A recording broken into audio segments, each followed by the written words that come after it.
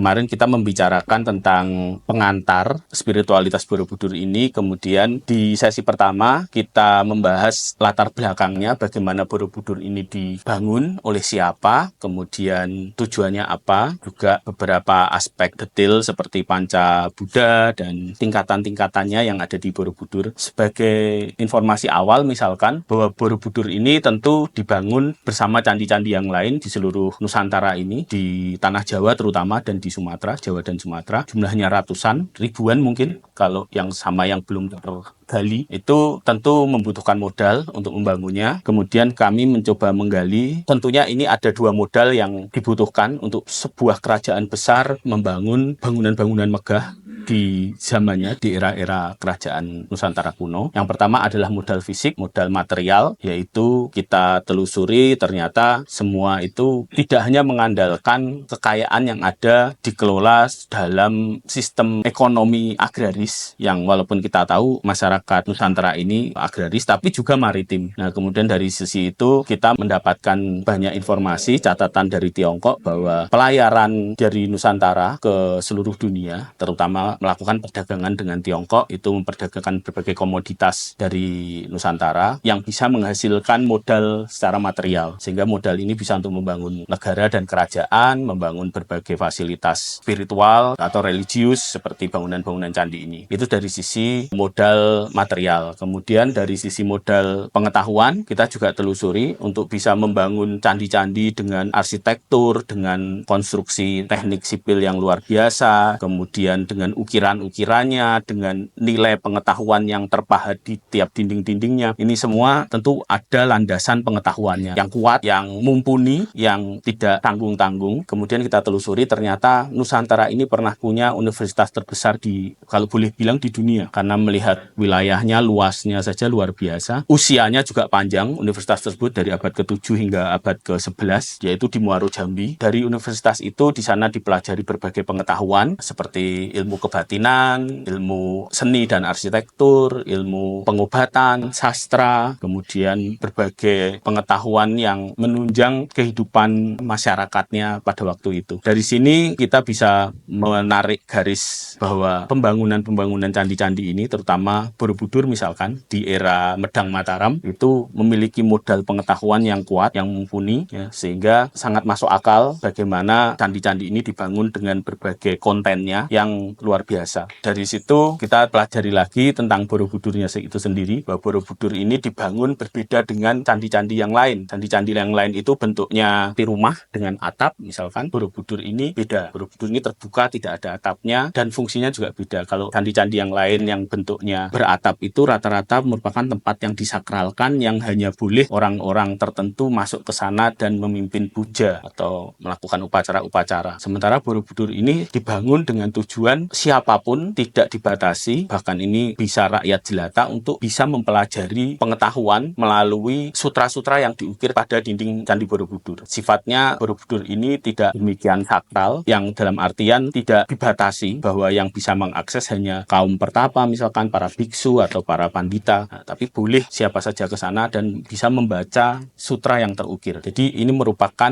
bisa dibilang Borobudur adalah perpustakaan terbuka, di mana setiap orang bisa membaca dan mempelajarinya. Kemudian kita melihat bahwa ternyata Borobudur itu adalah bisa dikatakan semacam peta jalan untuk kita bisa mengakses pencapaian tertinggi manusia, potensi tertinggi manusia. Karena di sana akan ditunjukkan secara bertahap kita bisa mempelajari landasan hidup manusia untuk menjadi manusia yang utama, manusia yang paripurna itu bagaimana. Dimulai dari Karma Wibangga, lalu naik ke Jataka Awadana, lalu naik lagi ke Lalita Wistara, lalu ke Gandawiyuha, sampai ke puncak stupa di Dharmadhatu dan stupa induk Dharmakaya. Nah, ini semua adalah tahapan peta petunjuk secara setahap untuk bisa mencapai potensi tertinggi kita sebagai manusia. Kemudian di Borobudur juga ada arca-arca Buddha tentunya, yang di sana terdiri ada 5 arca. Ternyata arca-arca ini memiliki makna dan pengertian untuk menjawab persoalan kita sehari-hari, yaitu terkait eksistensi kita dan daya survival kita. Di sana disebutkan bahwa jika kita ini urusannya dengan survival, biasanya urusannya adalah hal-hal yang tidak menguntungkan kita tolak, dan hal-hal yang bermanfaat atau menguntungkan kita, menunjang keinginan kita, kebutuhan kita menginginkannya berlebihan. Nah, ini menjadi masalah karena penolakan dan keinginan yang berlebihan ini menjadi persoalan. Nah, ini diingatkan oleh arca-arca Borobudur. Yang kedua ada terkait eksistensi, itu kita diingatkan oleh arca Borobudur yang ada di sana. Itu di sana ada arca Aksobya, Amitabha, Amoghasiddhi, dan Ratnasambawa. Lalu yang paling atas itu ada Wairochana. Nah, ini di arca Borobudur yang sebelah utara selatan mengingatkan kita tentang kebiasaan kita kalau berurusan dengan yang lain itu sukanya membanding-bandingkan. Kalau posisi kita lebih unggul, lebih memiliki kapasitas dibanding yang lain, kita menjadi arogan. Tapi kalau posisi kita merasa lebih rendah, kita menjadi iri hati. Nah, ini juga menjadi persoalan dalam hidup kita sehari-hari. Ini juga perlu ditanggulangi dan ditransformasi. Arca-arca ini mengingatkan kita untuk menanggulangi persoalan-persoalan ini. Ringkasannya, kemarin saya sudah titipkan sama Romo Agung, nanti bisa dibagikan, bisa dibaca-baca lagi. Kemudian Borobudur itu tadi sudah saya sebutkan sutra-sutranya, tingkatannya. Yang paling dasar yaitu Karma Wibangga. Nah, hari ini kita akan masuk ke Karma Wibangga, yaitu bab mengenai karma, yang dalam filosofi Jawa ini sudah sangat familiar. Sampai hari ini kita masih sangat kenal istilah ngunduh wohing pakarti. Kalau orang ngomong ngunduh wohing pakarti, ya sebenarnya ini urusannya terkait dengan karma, yang artinya adalah setiap tindakan kita itu punya konsekuensi, ya. Nggak ada tindakan kita ini yang tanpa akibat. Akan ada akibatnya, akan ada dampaknya, dan itu kembali ke kita. Itu prinsip dasarnya dari karma ini. Ya.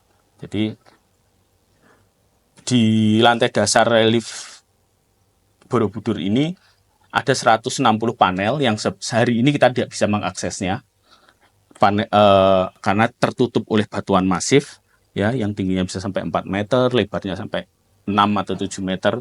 Nah, itu menutupi dasar dari lantai Borobudur ini. Dulu banyak pendapat bahwa dikira, itu karena gambarnya seram, tidak senonoh atau apa, atau tidak relevan lagi dengan budaya masyarakatnya pada waktu itu, jadi terpaksa ditutup. Ternyata nggak demikian. Itu terpaksa ditutup karena kalau cuma untuk nutup gambar yang tidak senonoh atau tidak sesuai dengan kultur yang berkembang, itu nggak perlu sampai ditutup sampai ribuan kubik batu kan gitu. Tutup saja satu panel atau di semen saja sudah selesai kan, hilang. Tapi karena alasannya bukan itu, alasannya itu karena konstruksi struktur Borobudur hampir rubuh karena terdesak air hujan dari atas, kemudian pondasi-pondasinya hampir rubuh. Itu terpaksa segera ditutup dengan batu-batuan yang jumlahnya sangat besar. Nah, sehingga hari ini kita tidak bisa lagi melihat langsung panel-panel ini, tapi kita beruntung dan berterima kasih kepada namanya fotografer orang Jawa yang mungkin pertama kali ya di era kolonial, yaitu Pak Kasian Sefas. Beliaulah yang kemudian memotret semua panel yang berjumlah 160 panel. Waktu itu di proses pemugaran Borobudur, satu persatu batu yang ribuan kubik itu digeser, lalu difoto. Dikembalikan lagi, geser lagi, foto, sampai 160. Nah, dari situ kemudian dikoleksi foto tersebut ada di Museum Karma Wibangga. Yang akan saya tampilkan di sini adalah repro, foto repro dari hasil pemotretan Pak Kasian Sefas yang sekarang tersimpan di Museum Karma Wibangga. Dari sini nanti kita akan mempelajari beberapa hal tentang karma ini. Jadi sebelum masuk ke gambar-gambarnya, urusan karma ini mungkin tadi saya bilang tidak asing lagi di masyarakat kita. Cuma cenderungnya yang berkembang adalah kalau ngomongin karma itu pasti yang negatif. Kalau lagi susah, lagi celaka, bilang itu kena karmanya gitu. Tapi kalau pas lagi bahagia, dapat keberuntungan atau anugerah atau apa, nggak pernah dibilang itu karmanya. Padahal karma ini kedua sisi, yang baik dan yang tidak baik. Urusannya ini biasa kalau dalam istilah-istilah Buddhis itu disebut kusala dan akusala. Kusala itu yang bajik, akusala itu yang tidak bajik. Jadi karma ini urusannya bukan benar salah, tapi bajik atau tidak bajik, atau kadang-kadang diterjemahkan di skillful atau unskillful, yang perbuatan yang terampil atau tidak terampil. Terampil ini artinya perbuatan ini bermanfaat, berguna, akan membawa kebaikan untuk diri kita dan lingkungan. Nah, itu yang disebut skillful atau terampil. Yang tidak terampil ini yang merugikan, yang menyulitkan, yang berujung penyesalan. Itu namanya tidak terampil. Jadi pembedaannya seperti itu. Jadi pembahasan karma bukan soal urusan benar salah, tapi urusan kita ini jadi manusia yang bagaimana, yang terampil atau tidak terampil. Yang pertama ini, dengan mempelajari karma ini kita akan ngerti keberadaan kita ini langka dan tidak mudah didapat. Kehidupan ini sangat berharga dan bernilai dan patut disyukuri. Keberadaan kita ini, kehadiran kita ini tidak, faktornya bukan hanya kita sendiri. Oh, karena ini karma saya pribadi, lalu yang lain nggak ada urusan. Saya hadir sendiri dari karma saya. Bukan seperti itu. Ternyata kehadiran kita hari ini tidak terlepas dari lingkungan. Saya bisa duduk di sini sharing karena ada Bapak Ibu yang mau dengar. Nah, ini tidak ada, kalau tidak ada yang dengar, saya nggak akan ada di sini. Nah, ini urusannya seperti ini. Kemudian saya bisa hadir di sini karena fasilitas-fasilitas saya terdukung semua. Dari sejak bangun tidur di rumah, istri mendukung, lingkungan rumah saya mendukung, kondisi saya nyaman, saya bisa ngatur waktu, dan sebagainya. Nah, ini semua keberadaan kita ini beruntung. Bukan sesuatu yang kebetulan, tapi kondisi-kondisi ini saling mendukung. Bukan hanya satu faktor.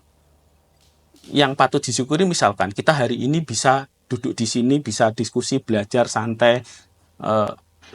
Orang lain belum tentu. Ingin bisa belajar seperti ini belum tentu dapat kesempatannya. Mungkin sedang kesakitan, sedang repot, sedang apa. Nah, jadi setiap kesempatan itu adalah sesuatu yang berharga. Didapatnya ternyata tidak sesederhana itu. Banyak faktor yang mendukung ini, kehadiran kita di suatu keberadaan, dan kondisinya serba mendukung, serba seperti yang kita inginkan, kita harapkan, itu sesuatu yang luar biasa.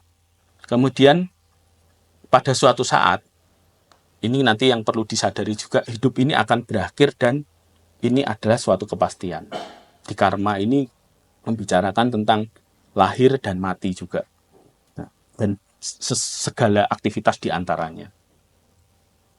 Urusan kepastian kita akan meninggalkan hidup ini, ya, tidak ada yang keluar dari hidup ini hidup-hidup, ya. Jadi yang keluar dari hidup ini nanti kita tidak pernah tahu kapan, ya.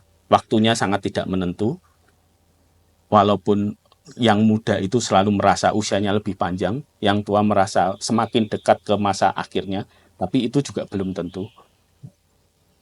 Nanti kondisi ini akan kita ketahui bagaimana kita bisa menjadi berusia pendek, berusia panjang, dan seterusnya.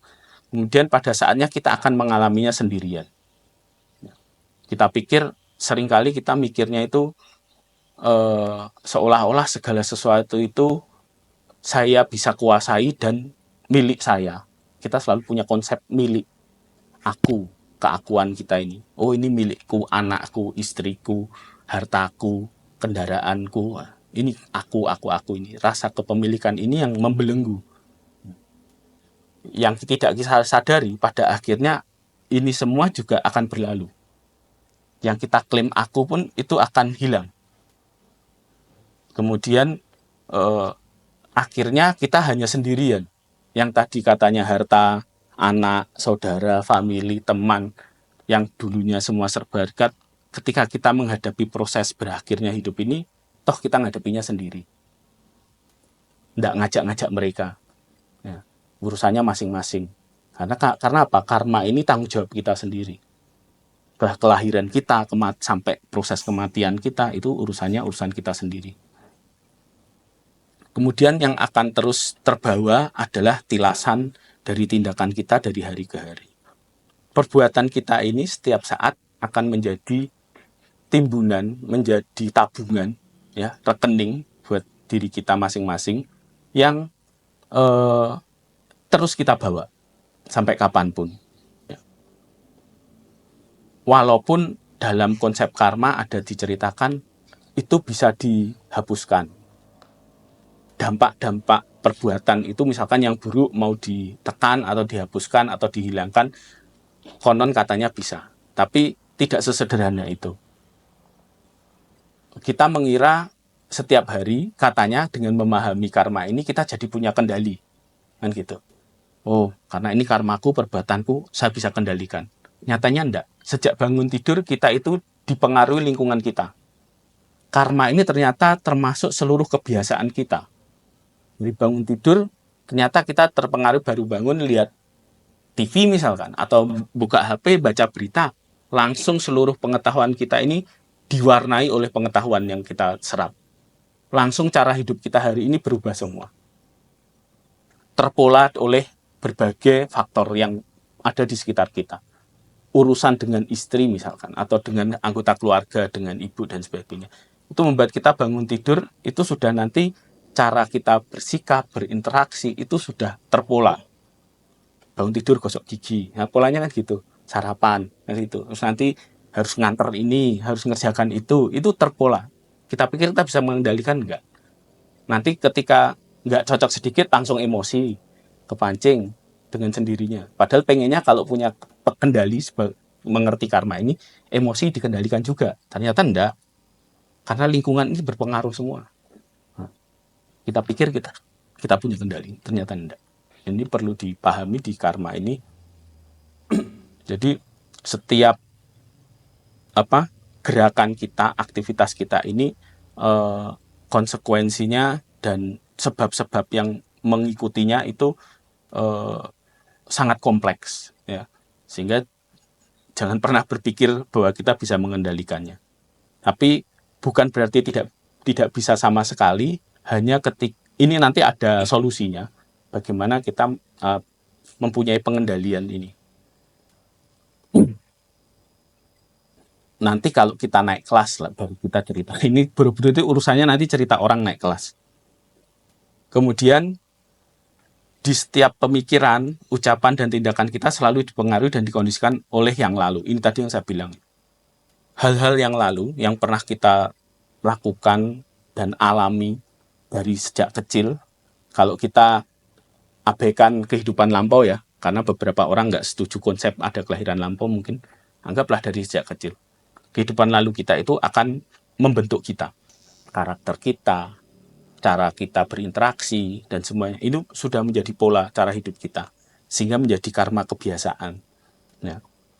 Kemudian ini yang membentuk tadi otomatisasi tindakan-tindakan kita yang tidak sadari, dan itu adalah karma.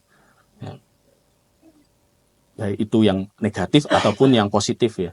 Semua itu karena terbentuk karena kecenderungan perilaku kita di masa lalu. Ucapan dan tindakan kita mulai saat ini akan mempengaruhi dan menuai efek terhadap pengalaman yang akan datang. Yang perlu di sini poinnya. Jadinya karena kita ngerti cara bekerjanya karma ini, urusannya adalah tilasan-tilasan kita yang lampau, dan action kita hari ini akan berpengaruh, harusnya fokus kita di action kita hari ini. Jadi oke, bahwa saya lahir di lingkungan seperti ini.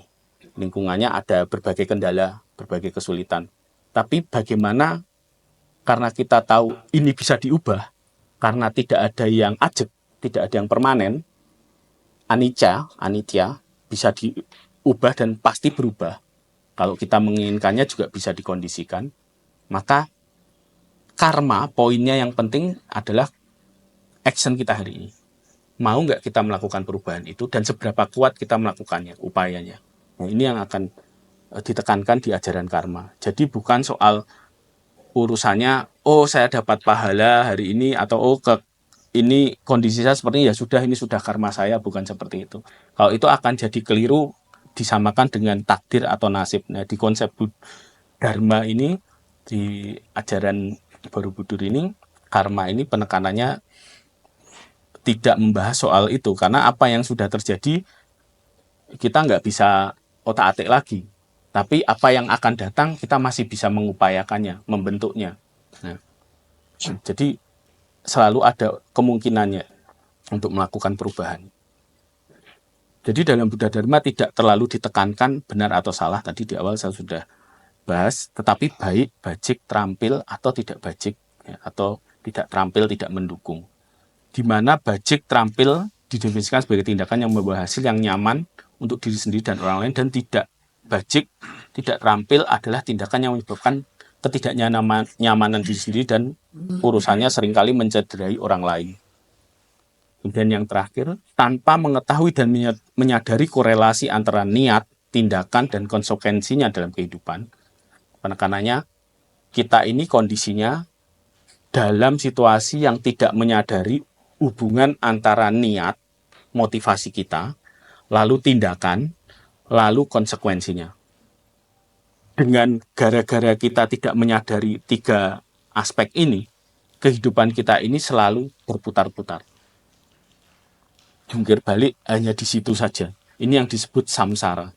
Samsara ini artinya berulang. Urusannya selalu berulang. Jadi siklus yang balik ke situ lagi, ke situ lagi. Kegundahan yang itu lagi, gundah itu lagi, masalahnya itu lagi.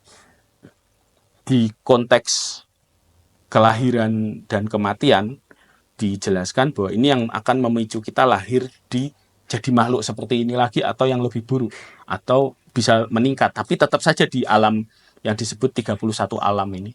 Nah, ini hanya berputar-putar di situ, nggak akan bisa lepas dari lingkaran samsara ini.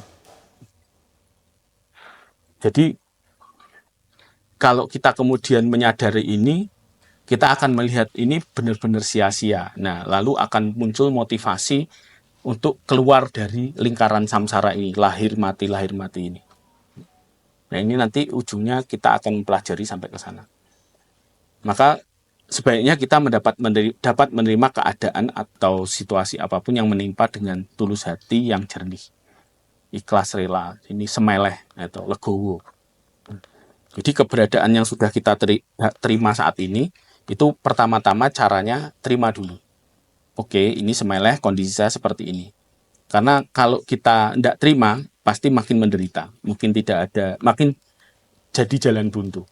Tapi dengan menerima, baru kita bisa melihat situasinya. Kalau sudah kondisinya seperti ini, bagaimana jalan keluarnya? Kemudian, baru setelah itu, kita mulai melakukan tekad atau set motivasi, melakukan perubahan. Ya, menciptakan kondisi yang selalu awas dan eling. Nah, ini tadi yang saya sebutkan, bagaimana kita pikir kita bisa mengendalikan itu. Kuncinya adalah awas dan eling. Dengan awas dan eling dan mengembangkan kewaskitaan, kita baru bisa melakukan pengendalian terhadap karma. Ini tekniknya, jalannya mau tidak mau harus menumbuh kembangkan awas dan eling. Ini poin-poin yang kita pelajari dari karma. Nah, lalu kita masuk ke ini. Karma Wibangga yang ada di Borobudur yang terukir ini terbagi menjadi sekitar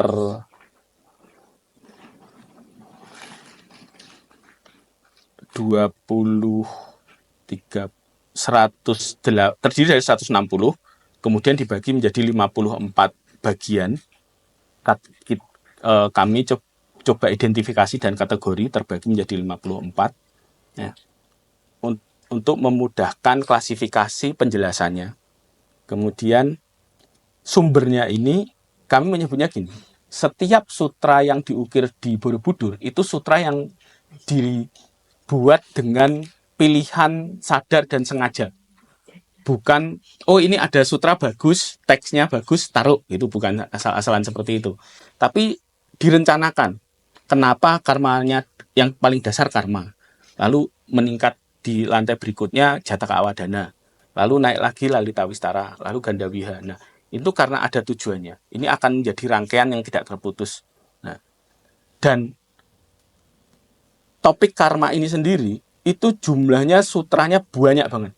Dari Sansekerta, dari teks Tiongkok, kemudian dari Pali, itu macam-macam. Dari Pali dan Sansekerta aja yang populer misalkan disebut Cula Karma Wibangga dan Mahakarma Wibangga. Mahakarma Wibangga artinya sutra yang isinya lebih panjang tentang karma.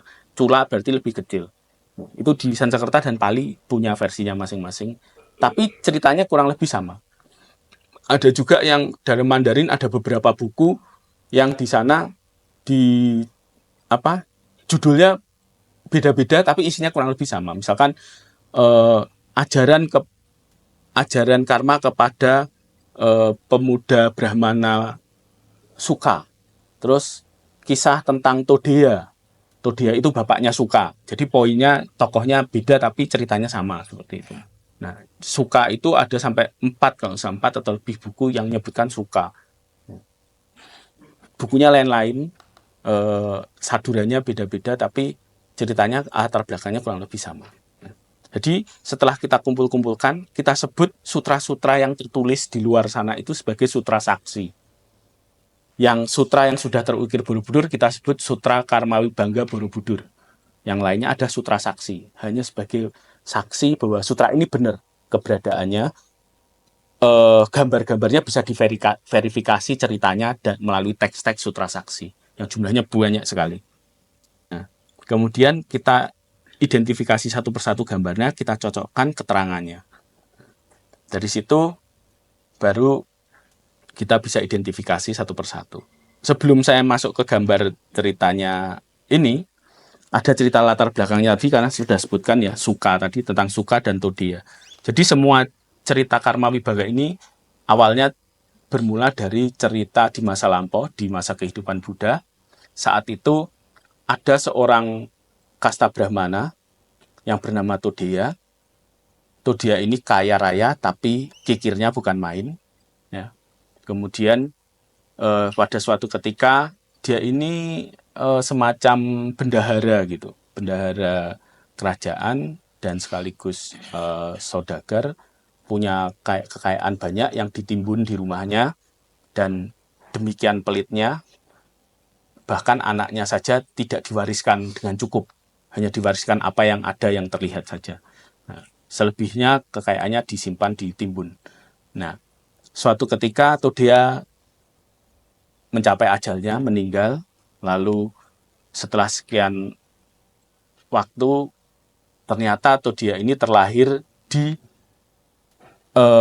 menjadi anak anjing di keluarga tersebut, di keluarganya sendiri, di rumah tangganya sendiri. Nah, dari karma buruknya ini, dia lahir, karmanya ini apa? Karena dia terikat dengan hartanya, harta bendanya, sehingga dia tidak bisa lari dari lingkungan rumah tangganya.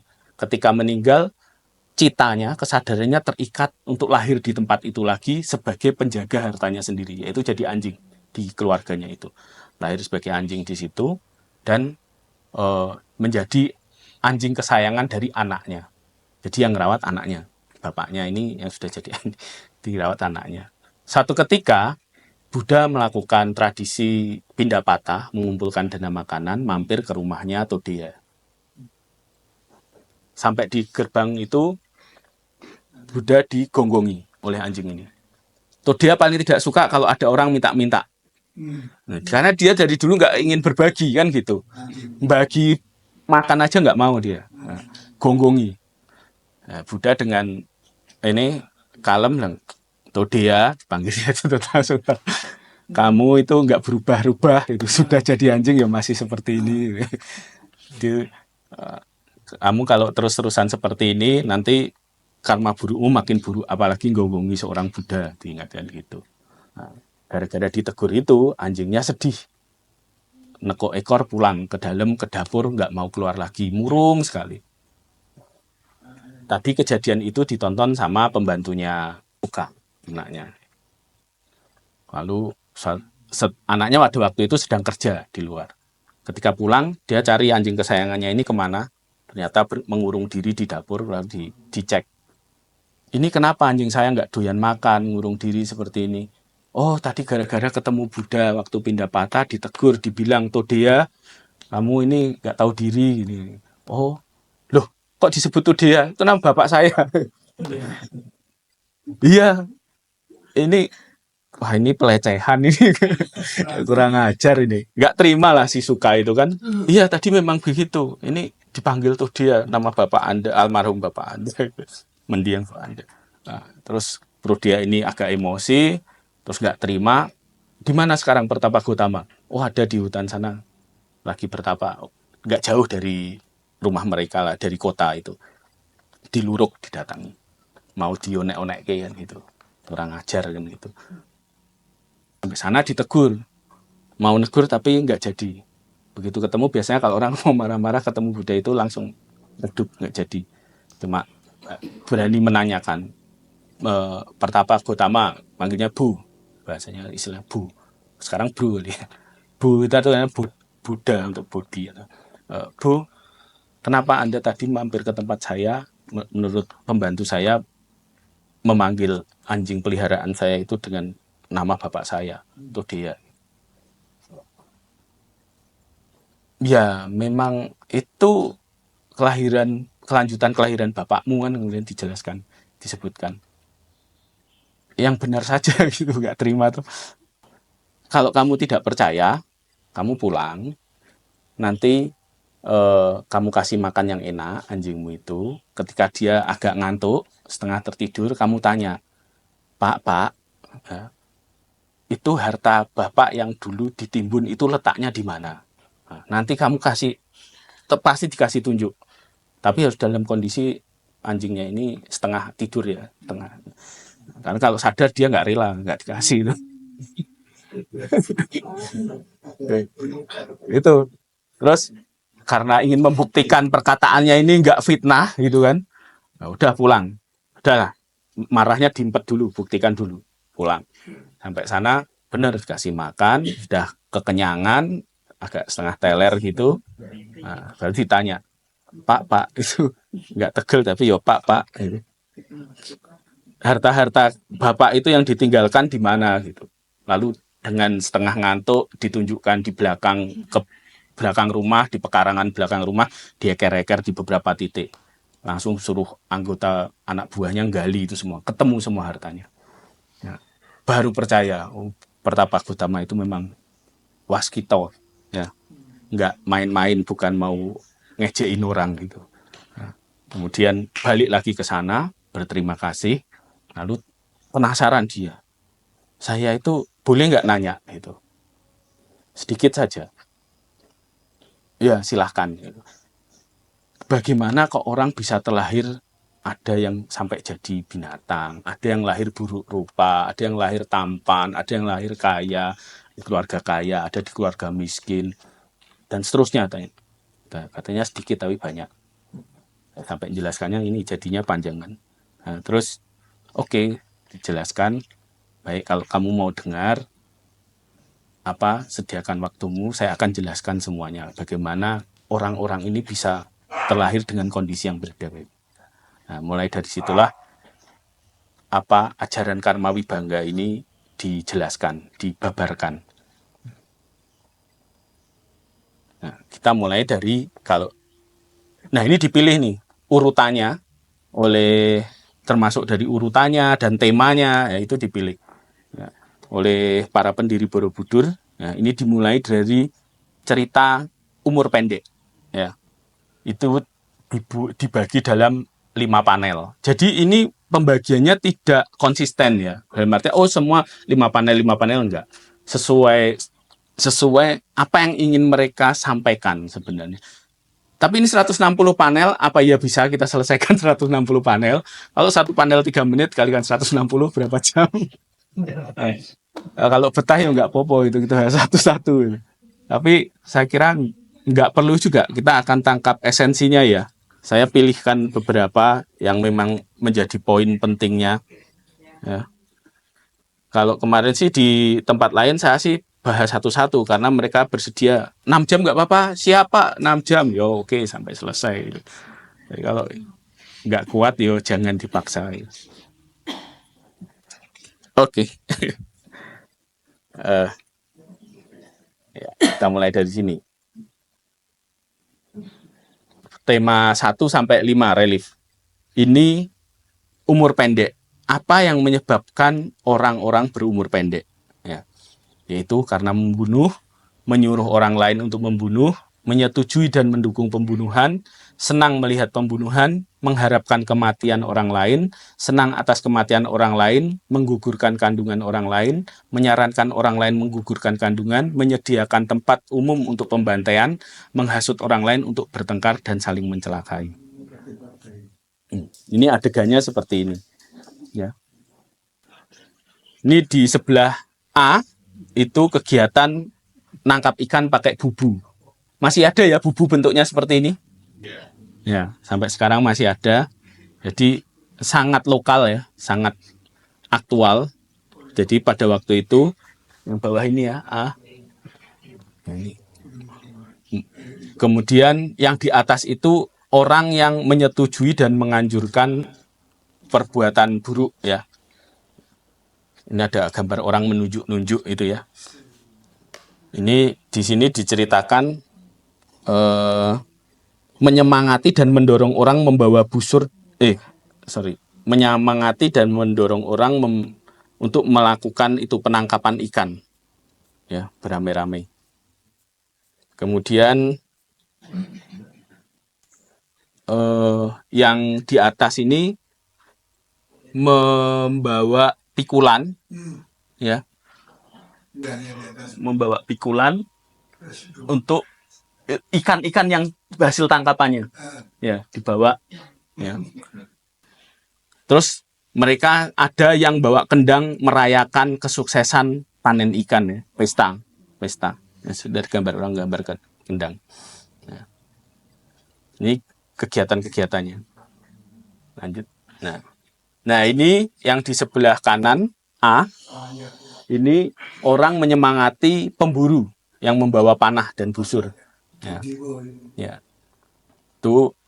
Kemudian yang B itu sedang memasak makanan hasil buruan. Yang di atas itu membicarakan ya, menikmati makanannya dan membicarakan kesenangannya. Itu ada yang niup api tungku, ada yang membersihkan ikan dengan pisau ya. Ini kan pegang pisau, itu ada ikannya ya. Nah, di sini ya, so ada ikannya.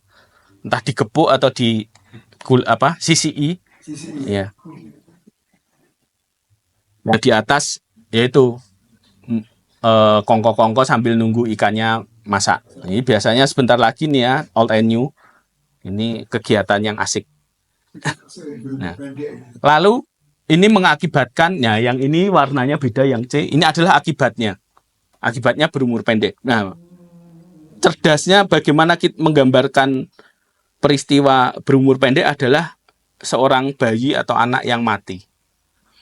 Yang di atas pangkuannya itu anak yang usianya masih anak-anak dan mati. Nah, ini adalah akibatnya. Karena suka membunuh, menyetujui pembunuhan, menyemangati orang membunuh, menjadi dampaknya berumur pendek. Digambarkan satu keluarga yang meratapi anaknya yang masih muda mati. Yang masih kecil mati.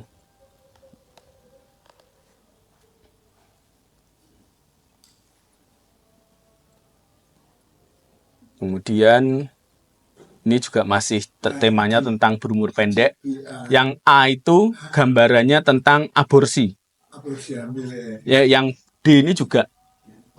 Yang D, yang C ya, sorry C. Ini kegiatan aborsi. Ya. Nah, ini ada panel yang belum selesai nih. Harusnya gambar apa ini polos, ini juga polos. Ini batuannya ini belum selesai karena tadi saya sampaikan di depan nanti akan ada banyak gambar-gambar panel yang batuannya belum selesai seperti ini karena kejadiannya itu ketika di tengah pemahatan itu di dinding pondasinya keburu terdesak mau ambrol, jadi buru-buru ditinggalkan, ditutup, jadi nggak selesai. Ini kan gambarnya belum selesai nih, polos ini, belum detailnya belum dapat. Yang di E, ini juga tentang usia pendek ya, umur pendek, orang-orang yang meratapi kematian anaknya yang masih muda.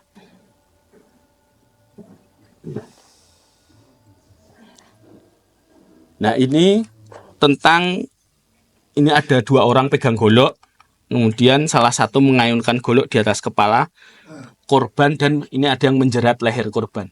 Ini melakukan pembunuhan, ya, kekejaman. Ini akan mengakibatkan yang di sebelah B, yaitu di sana ada gambaran, ada mayat, anak kecil, tengkorak, dan tulang belulang. Kemudian ada burung gagak, burung nasar, dan anjing hutan pemakan bangkai. Jadi ini juga belum selesai nih. Harusnya ada gambar pohon. Gambarnya ini belum selesai. Ini adalah penggambaran kematian yang mengerikan di sisi B itu. Ya, dan yang mati anak-anak. Karena ini masih menceritakan usia pendek.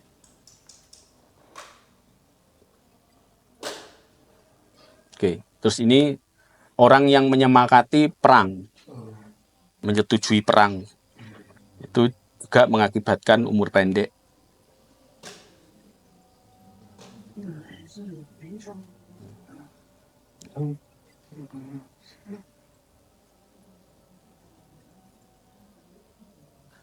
Sekarang yang kemudian yang 6 dan 12, sebab-sebab umur panjang, yaitu tidak membunuh, menasihati orang lain untuk tidak membunuh, menyetujui dan mendukung perbuatan tidak membunuh, senang melihat orang lain tidak membunuh, menyelamatkan makhluk yang akan dibunuh, menyenangkan hati orang yang takut akan kematian, memberi perlindungan dan membebaskan dari ketakutan, berempati dan menolong orang yang menderita, tanggap dan selalu siap membantu orang yang kesulitan maupun yang membutuhkan, dan menyediakan makan minuman untuk para makhluk.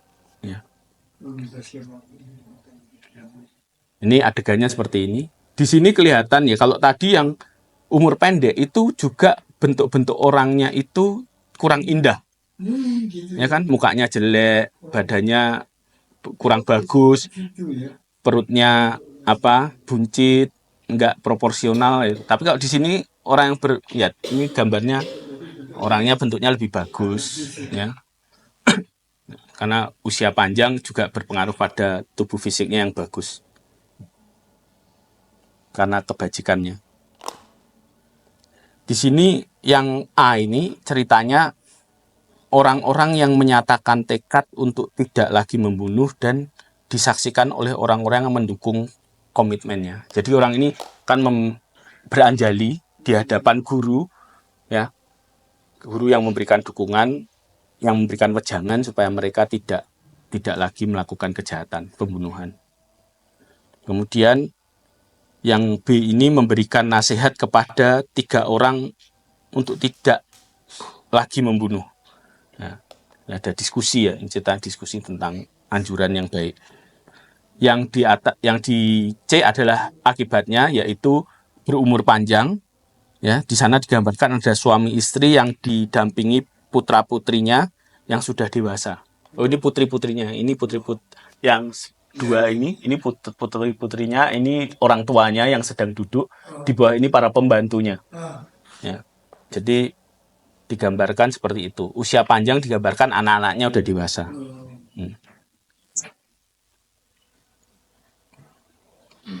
Ini juga sama adegan di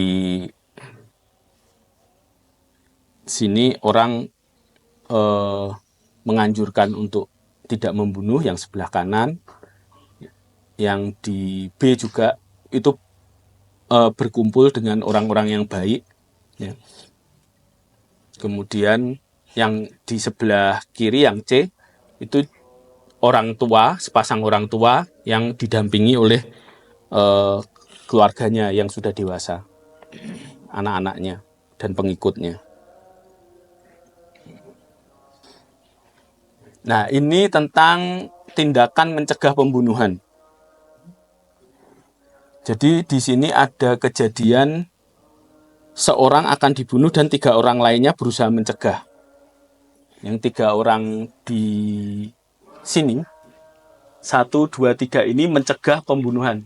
Tindakan pembunuhannya yang di sebelah kanan, ya. Itu ada yang membawa senjata, ya. Yang di sana kan tangannya menarik ini, sama ini ada senjata di bawahnya ini. Ingin disakiti, ingin dibunuh. Yang 3 orang ini mencegah. Akibatnya adalah berumur panjang. Ini ada sepasang orang tua sedang duduk dan anak-anaknya di sekeliling, dan banyak pelayan. Kehadiran anak dan orang tua yang berumur panjang ini sebagai penggambarannya. Nah, jadi penggambarannya untuk keluarga yang berumur panjang seperti ini. Yang berikut ini adalah kegiatan populer, ini kalau di tradisi Buddhis namanya function, atau bahasa lainnya abhaya dana. Abhaya itu artinya menjauhkan dari bahaya, ya, atau tanpa ketakutan, menghilangkan ketakutan, menghilangkan bahaya, ya. Jadi kegiatannya adalah biasanya melepaskan makhluk hidup yang terancam bahayanya. Misalkan kita borong lele di warung pecel lele dalam kondisi hidup-hidup, ya, bukan sudah mateng ya. Ya, sebelum dimasak kita borong hidup-hidup untuk dilepaskan di sungai misalkan, atau ke beli burung yang ada di pasar burung, tapi bukan pesen ya, besok ditangkapkan baru dilepas, itu sama saja, itu drama itu, ya.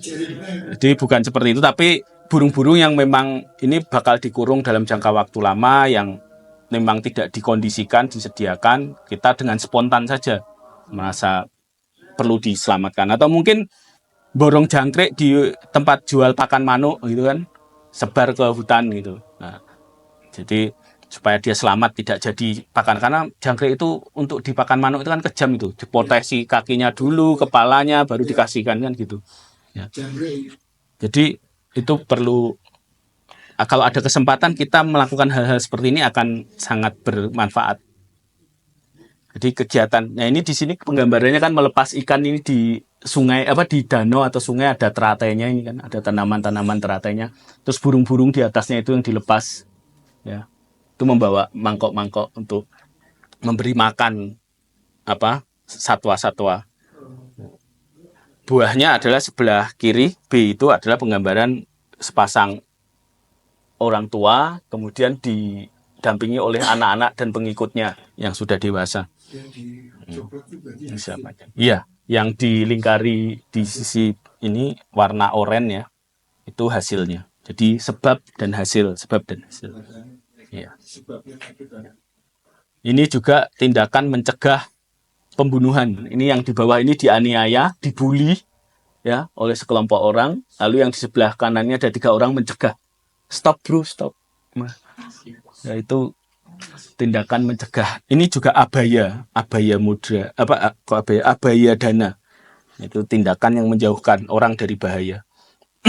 Buahnya adalah yang sebelah kiri, B, yaitu orang-orang menjadi, ya, usianya panjang, dihormati dengan banyak pengikut, berumur panjang.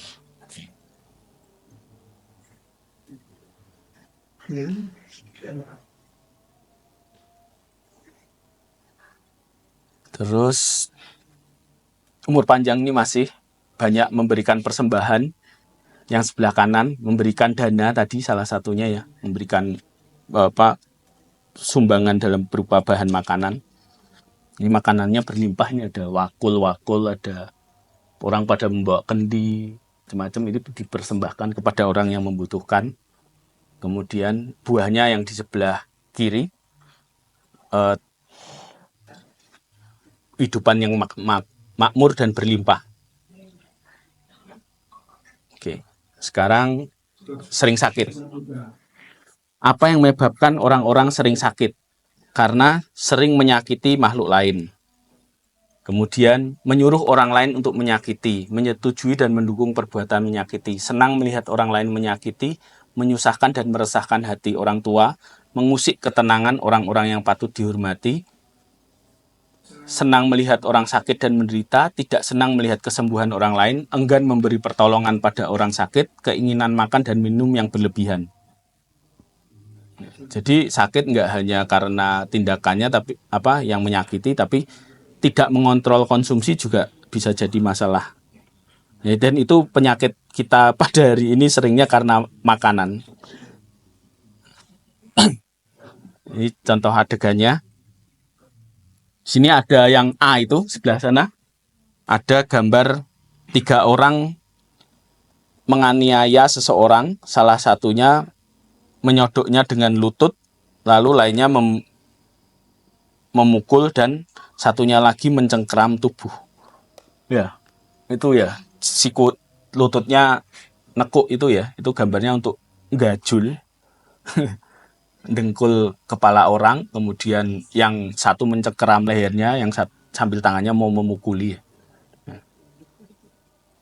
Kemudian ini ada lagi tindakan berikutnya, seorang digandeng, ditarik tangannya, dan diarahkan dua orang untuk melakukan perbuatan menyakiti.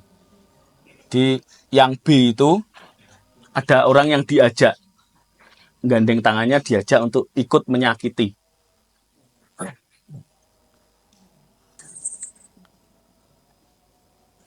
Terus ada orang yang nonton adegan orang sedang menyiksa orang lain, yang duduk jengkang itu, jegang itu, duduk jegang ini layah-layah sambil nonton orang disakiti. Lalu ada yang senang. Ada yang senang dan mengolok-ngolok orang yang sedang bersusah hati. Ini adegan di D. Ya. Ada yang bersusah hati malah disyukurke. Akibatnya di sebelah kiri ini adegannya adalah orang dalam kondisi sakit ini. Kesakitan.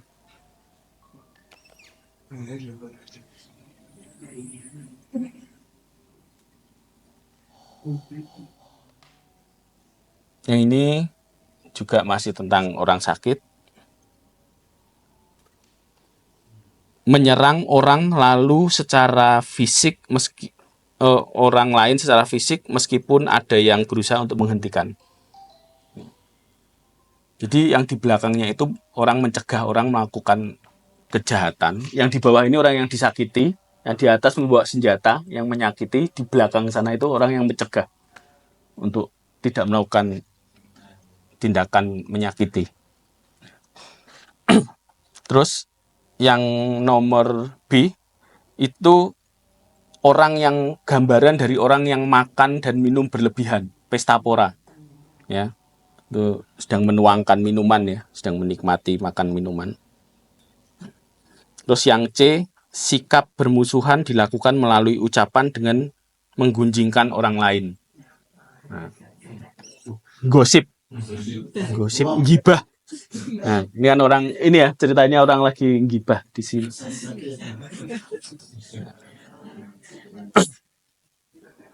Akibatnya sering sakit. Di sebelah atas itu ada seorang ayah memegang bagian kaki yang sakit, ya. Disaksikan oleh ibu dan anak yang bersedih di sebelah bawah. Itu ada orang yang terbaring yang memegangi kaki dan kepalanya, ya. Ngeluh dan cekot-cekot, ya. Jadi penggambarannya seperti itu.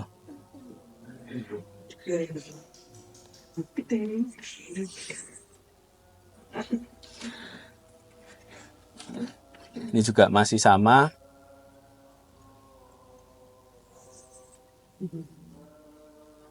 Kita lewati saja ya, terlalu banyak.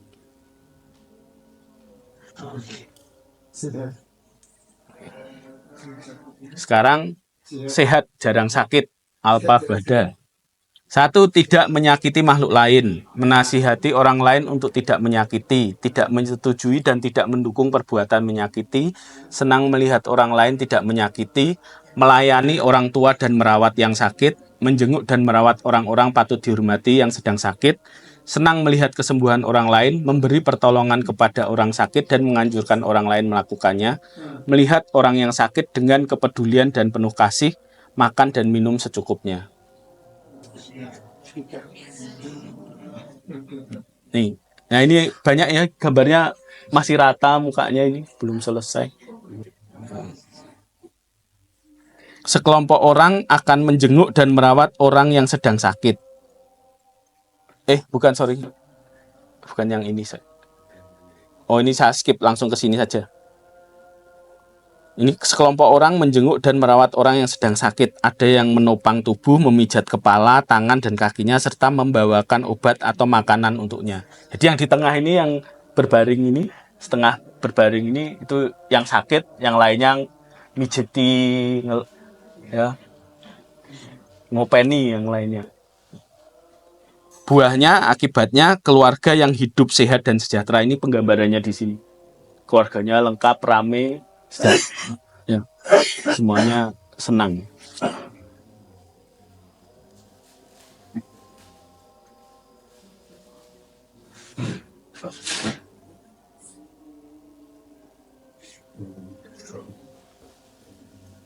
Di sini, oh ini masih buruk rupa. Kok sudah lompat ke buruk rupa? Jarang sakit, jarang sakit.